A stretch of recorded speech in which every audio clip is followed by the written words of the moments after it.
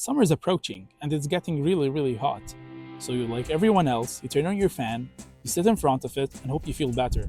But you still feel hot, right? What if I tell you that most of us have been using fans completely wrong our entire lives? And this is costing us serious money. My name is Ammar from Weather Policy, and today I'm going to show you shocking truth about how fans actually work and the simple changes that you can implement to make them dramatically more effective. By the end of this video, you will never look at fans the same way again. Before we dive into the shocking truth about fans, let's quickly get familiar with the different types of fans. Each have its own strength and mistakes people usually do when using them. First, we have the ceiling fans, which is the most common type you find in households. They're great for circulation, but people usually put them on the wrong settings. Next, we have the box or window fans. These workhorses are great for cross ventilation, but as we will see, people usually place them completely backwards. The most common type are tower fans. These are great and versatile. They're usually used because of their mobility and directional flow. However, people lose a lot of their advantages because of the wrong placement of the fans. Table and desk fans might seem very simple, but there are some ways to maximize their output and make sure that they're not just toys, but actual effective equipment that you can use to cool down the summer. And finally, the unsung hero of summer cooling, your washroom exhaust fan. People think they are only used to exhaust steam while you're showering, but I will show you how it can be used to maximize your summer arsenal. By the end of this video, you will know how to use each type of these fans correctly to maximize cooling while minimizing your energy bill. So let's start by demystifying the ceiling fan. Let's start with the biggest fan myth of all time, the rotational direction of the ceiling mounted fans. You've probably heard that you should set your fan to rotate counterclockwise in winter and clockwise in summer, but here's what they don't tell you. The truth is more complicated. The ideal direction depends on three main things. 1. Ceiling height. 2. Room layout. And 3. Fan blade pitch. These three determine what's optimal in your situation. For example, for a standard 8-foot ceiling, like my apartment here, yes, counterclockwise will create a direct downdraft that will make you feel cooler. But the real trick is with the fan speed setting. Most people run their fans on high speed, thinking it's way better that way. I feel cooler that way. However, in reality, the sweet spot is when you run your fan on medium setting.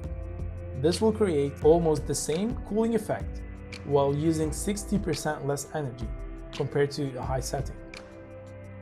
I tested this with an energy meter and the difference was shocking. The high-speed fan drew 67 watts of energy, while setting it to medium drew around 30 watts only. Over summer, that accumulates in terms of energy and also in terms of money. So just clicking one button can save you hundreds of dollars over summer. Here is mistake number 2, leaving the fan on an empty room. Fans don't cool rooms, they only cool people. The way a fan works is by generating a wind chill effect on your skin as it moves on it, creating evaporative cooling mechanism or cooling down your body temperature. However, leaving it on an empty room, what will happen is will transform the mechanical energy on the fan motor to heat dissipated in your room. Yes, you heard that right. Heat dissipating into your room, making it even warmer. This effect is very undesirable, right? So what to do? You have to turn your fan off when you leave the room. I calculated that the average household spends around $85 per summer just by leaving the fan on empty rooms. If you are forgetful like me, a simple motion sensor can pay itself in one summer, and you'll thank me later. The third thing to consider is fan placement. Most people places fans wherever they have an empty spot without taking into account its effectiveness and the overall air circulation in their home. The key is creating cross ventilation. Single fan pointed at you might feel nice, but it's just pushing warm air onto you. Strategically placing the fans can considerably increase the cooling effect that they create. By placing one fan in a window pointing towards a shaded area in your house, while placing another fan close to the sunny side facing outwards, will create a path for the air to move from the cooler side to the warmer side and then move out of your house. This alone can reduce the temperature by around 7 degrees in your house without any mechanical cooling, just passive cooling through fans, which is considerable amount of cooling. The principle is always the same. Create a path or flow from the cooler areas to the warmer area and then out of your house. Box fans in windows are incredibly effective. However, 80% of people position them backwards. Let me show you the right way. When it's cooler outside, you want to create negative pressure in your house. So what you want to do is to point them out, not in. This will create the negative pressure and pulls in cooler air from the outside into your house through other openings, such as windows, door cracks, and so on. When you blow air out, you're removing the hottest air, which rises to the top naturally. And the negative pressure will pull in the cooler air from other sources. It's like creating your own cooling system with the cost of running a single fan. No AC required. I tested this in my own home and I saw a drop of 4 degrees Celsius in a matter of 30 minutes using this method.